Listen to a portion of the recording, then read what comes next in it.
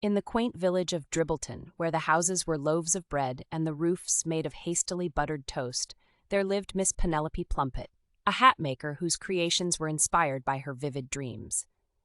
Penelope was a pragmatic woman, quite set in her ways, which meant her breakfast was always perfectly timed for 8:03 a.m., and it surely had to include blueberry scones.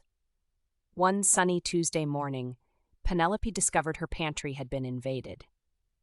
Not by mice, not by ants, but by goblins.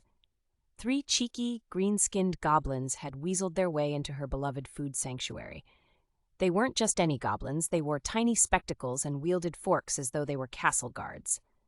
The leader, who pompously wore a jam lid as a hat, introduced himself as Glub, the master scone thief. Penelope, initially dismayed, soon found humor in the situation. How could one not laugh at creatures which found blueberry scones to be the pinnacle of haute cuisine? Instead of shooing them away or calling for the village exterminator, she made a peculiar proposal. She promised to teach them how to make their own blueberry scones if they agreed to stop stealing her pantry supplies and address her cat, Sir Whiskerson, with the respect a noble feline deserved. The goblins, who considered themselves fierce, but were merely puckish, agreed. They were quite taken with the idea of becoming scone connoisseurs themselves. The next morning, Penelope's kitchen transformed into a chaotic cooking class. Flour flew like fairy dust, blueberries seemed to dance away from the goblins' grasps, and dough splats adorned the walls as though they were abstract art. "More gentle," Penelope would cry out as eggs were enthusiastically but hazardously cracked. "The secret is in the softness of your touch." It was a marvel the cooperation didn't result in the kitchen's demolition.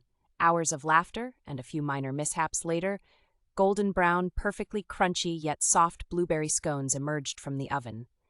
The goblins, now covered in more flour than dough, looked proud. They had crafted edible magic from raw chaos. Each morning thereafter, just after the sun peeked over loaves of houses, laughter and the sweet scent of baking scones wafted through the village. The goblins, now honorary villagers, continued to create culinary delights, occasionally experimenting beyond scones to cupcakes and even artisan bread. Sir Whiskerson, sporting a flour-dusted fur coat, supervised these kitchen escapades with a keen yet sleepy eye.